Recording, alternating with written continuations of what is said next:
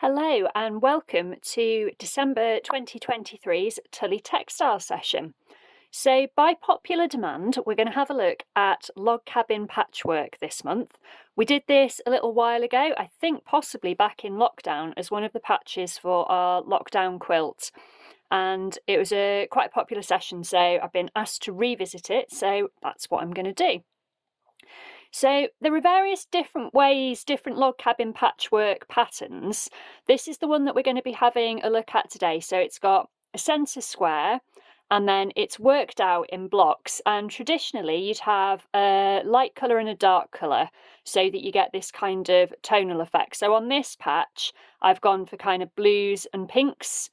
Because I've got quite a lot of greeny blue in this colour, you don't get quite so much of the variation, but that's all right with me.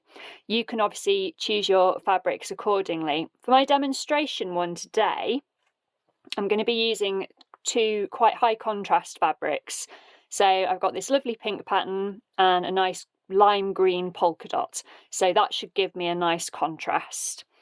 And the basic principle, like most of these things, is fairly simple. It works best with things like quilting cotton because you want something that's got a bit of body, a bit of substance, something that will work quite easily. I'd try and avoid doing anything that's too slippy, anything that's stretchy. But that said, if you feel you want to give it a go, don't let me stop you. So let's have a quick look at what we're going to need to make our log cabin patch. You're going to need a bit of fabric for your base. Now, ideally this should be square. This isn't terribly square, but it's near enough. And your base just needs to be a plain fabric. I'm using a lightweight calico, but a bit of old sheep would do, like I used on this one. Any lightweight fabric you've got lying around is absolutely fine for this. For my demonstration, my piece is roughly 20 by 20 centimetres square. Now, traditionally, quilters and patchworkers will work in a much neater fashion than me, and they'll measure things much more accurately. So you might find that you want your ruler and a marking tool handy. Those of you who have either been to my sessions or know me will know that I'm not great at measuring things out. I tend to just go with the flow and see what happens. So that's very much what I'm going to be going with today. But if you want a really crisp block, then it is worth spending a bit of time measuring everything accurately and getting it set out nicely. But as I say, I'm going with the flow a bit more. So I've got my 20 by 20 centimetres square base fabric, and I've cut my green and my pink fabric into strips.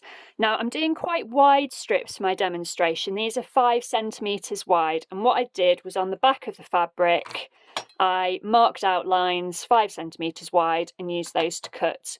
If you've got a rotary cutter and a set square, you could use that, but scissors is absolutely fine. So I've cut my two fabrics into strips 5 centimetres wide, and that's what I'm going to work with.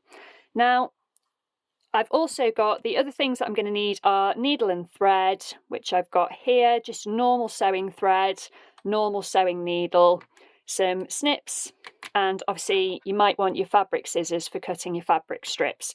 I've got mine pre-cut here, but you can pause the video and go and do that, or you can watch and do it later, whatever works for you. Now, in a traditional log cabin patchwork patch, the centre is red to represent the heart of the home, the warm fire at the centre of the log cabin. So what I've decided to do for my pink and green patch is to cut a square of another bright fabric, and I'm going to use that as my middle. And this square is 5 centimetres by 5 centimetres. And it's 5 by 5 because my strips are 5 centimetres wide. If I was using narrower strips, 3 centimetre strips for example, I would make this 3 centimetres by 3 centimetres. 5 centimetres is quite wide for a strip for a log cabin patch, but I wanted to be able to show you how it builds up quite quickly. So our first job, just going to move these out of the way, is to find the centre of our square. So all I'm going to do that is to fold it in half, and I'm just going to finger press. So I'm just using my fingers just to make a light crease along there. So hopefully you can see that there, and the same the other way. And as I mentioned before, the more accurate you are with your measuring, the better this will work, but we're going for the basic principle. You can work on the details afterwards. So where the two lines meet, that's the centre of my square. And the other thing you can do is if you go diagonally, and this is where it is quite helpful if you've made an actual square rather than something resembling a square, is if you do your folds diagonally, and again just finger pressing along there, what you'll be able to do is line up your centre square with your diagonal lines, which will mean that it'll be right in the centre of your base square. So what I'm going to do to start with is find a needle that's got some thread in it, is I'm going to tack my centre square, my 5 by 5 centimetre centre square, into the centre of my base block. So I'm just using a running stitch, just in and out, in and out. I'm going to be sewing through this again, so this really is to hold everything in place as I'm working. And as we're working, we are going to be working through the base fabric and our strips of fabric. So if I show you the back of this one, you can see how the strips are attached. This is what the back will look like eventually. So we'll just quickly whiz round with a nice tacking stitch, and it is worth doing this because it just means when you get onto the next stage you can concentrate on the strip of fabric you're working with rather than trying to make sure that your centre patch is in the right place. And I'm not bothering with knots or anything because I say I'm going to sew over this again, but I am just going to make sure that it's tacked nice and firmly. So that's going to be the centre of my patch. So what we're going to do now is we're going to start building up our log cabin pattern. So I'm just going to get myself a fresh bit of thread on my needle. And I think I'm going to start with the green. It doesn't really matter which one you start with, but basically two sides of the square are going to have green strips and two sides are going to have pink. And again, it doesn't matter where you start. I'm going to start at the top and I'm going to work my way around in a clockwise fashion. So what I'm going to do is I'm going to line up the edge, pick the edge that hasn't got a fold in it. I'm going to line up the edge of my strip of fabric, my green fabric to start with the top edge of my square on here, like that. And I'm going to pop a pin in there to hold it in place. There we go, like so. And what I'm also going to do is I'm going to then trim that. That's going to be trimmed to the same length. So this is also going to be a 5 centimetre square. So to give me my mark, what I'm going to do is just put a little finger crease in there. So just fold it like that. You could of course do this with an iron. I'm going to snip like that. Now, you could, of course, measure all your pieces out beforehand, but that involves quite a lot of maths, and I don't want to, so I'm not going to. So, having done that, I've lost my needle. There it is. So what I've got is I've got right sides together. So I've got the right side of my strip facing the right side of my centre patch. And what I'm going to do is I'm going to stitch along the top here. And you can do either a back stitch or a running stitch. Back stitch is obviously more secure, so if you're planning on making an actual quilt with these, if you're going to make lots of these patches and make them into a block, then you might want to go with a back stitch rather than a running stitch. If you're doing something that you know is just going to be decorative, then you could just use a running stitch. So on the example patch that I showed you before, that one was just done with running stitch. This one I'm going to do a back stitch, but again, I'm not worrying hugely, and I'm leaving about a 0.5 centimetre as my seam allowance. Now, it doesn't matter hugely what seam allowance you use, so long as you are consistent. And again, that will help you get a neater block that lines up nicely if you are consistent.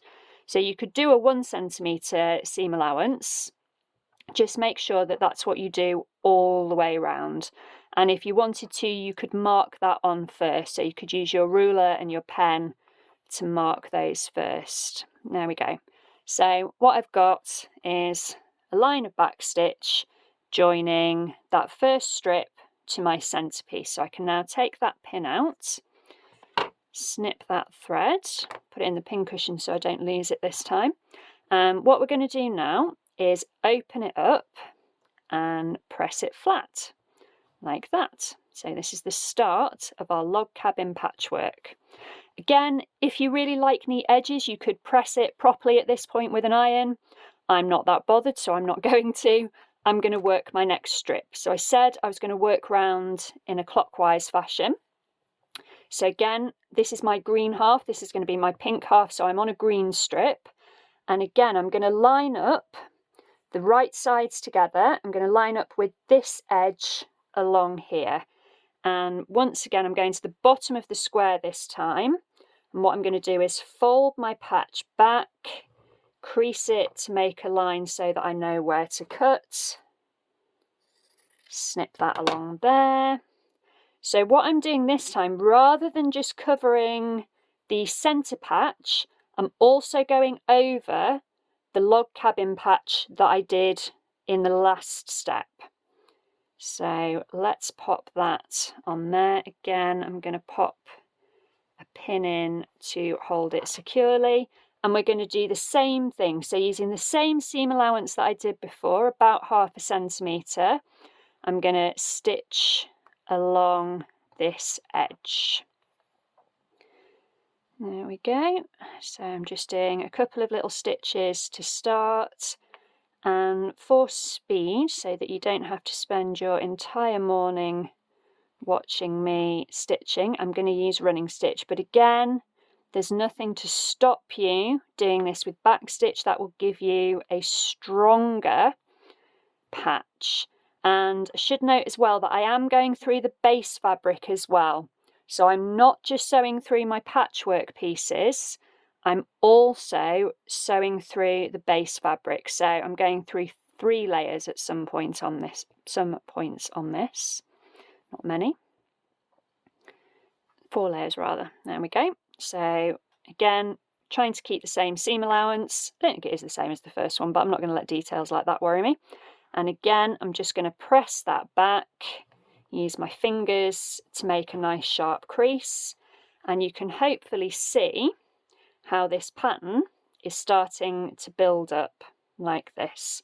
So I've done my 2 green sides. Now I'm ready to carry on working in a clockwise fashion with my pink strips. So exactly the same technique as before, right sides together, line up the edges of the pink with the edges of the blocks, fold it back to make a crease, use that crease as a guide to cutting. And once again, with those right sides together, I'm going to run a line of stitching along here. So I think if I do running stitch, I'll have just enough thread to do that. And use as many pins as you feel you need. I'm just using one because what I want to do really is I want to show you this technique. I'm trying to show you how this is done rather than kind of make the best log cabin patch. May have been a bit ambitious with this thread, but we'll persevere. And in terms of the thread colour that you use, it doesn't really matter hugely. I'm using what I had on my desk at the time, and think really what I should have done is chose a more contrasting colour, but hopefully you can see well enough what I'm doing. There we go. So again, I'm just running a line of running stitch. And you can, as I say, get away with using running stitch rather than back stitch because you're going to be anchoring this at quite a lot of points. As you work your way round your square, the layers kind of get stitched together. So even with running stitch, it's quite a solid block. Back stitch will give you a stronger block, but to be honest, you're perfectly fine just with a running stitch.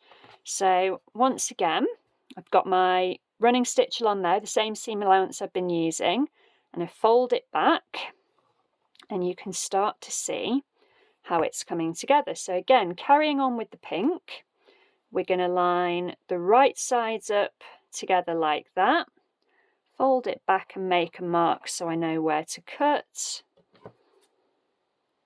Pom, pom, pom, like that. And hopefully you've guessed by now what's going to happen. We're going to stitch along here. And that will be the first round of our log cabin block completed. So as I'm just getting myself ready to do this last stitch, if there's anything that's not very clear or you're not sure about, do feel free to pop any comments in the section below the video and I'll try and get back to you. As this is Tullie Textiles, if you're watching this live, as it were, as it goes out on Sunday morning, this afternoon we've got our Zoom session where we'll be doing the same thing, so we're going through the same technique, but we'll also have an object from Tullie House Museum, Art Gallery Museum collection to have a look at. Do actually have a lovely log cabin quilt to have a look at. We'll be talking a little bit about that, and there'll be the usual chat and discussion that we have in our Zoom session. So if you'd like to join that, if you check out my Facebook page, then the link is there to join it. Obviously, if you're watching this after the 10th of December, then you won't be able to join that session because it will already have passed. But if you are watching this video when I first launch it, then do feel free to join us this afternoon. So, like I did with the other sections, I've done my 1/2 centimetre seam allowance, stitched that together right sides to right sides. And now, when I pull this back, you can see I've got the first row, the first block, if you like, of my log cabin. And from here, we just carry on in the same way. So we're going back to green because we're on this half, this diagonal half of the patch now. And again, we're lining up with the block that's in front of us. So the coloured block is what we line up with. So I'm going to line that up with that one. Make a crease to show where it should go. And what I'm going to do is just pin this one in place for the moment so that you can have a little look and see. So if we imagine that stitch, then that's going to fold back like that. Then we'll pop another strip in here, which will fold back like that. And we'll do the same with the pink. And you can see we're going to have a really lovely log cabin patch. So I'm going to do a bit more of that and we'll see how it turns out.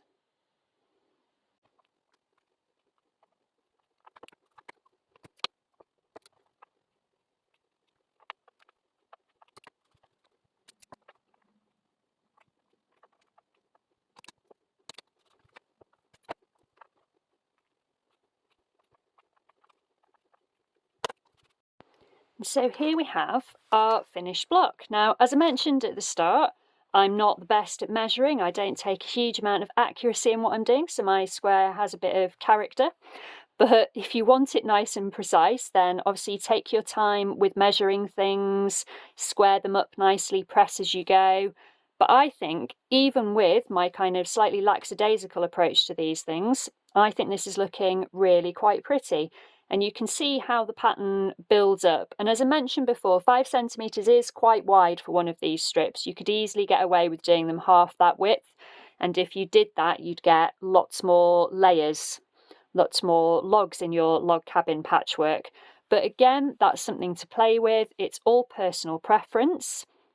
What you should find on the back is that you have kind of a grid of stitching where you've put your pieces together, and that should keep everything neat and trim. And you can make lots of these, join them together to make a quilt block, make a quilt top, or you can use them individually. You can do whatever you like with them. But whatever you do, have fun, enjoy your stitching.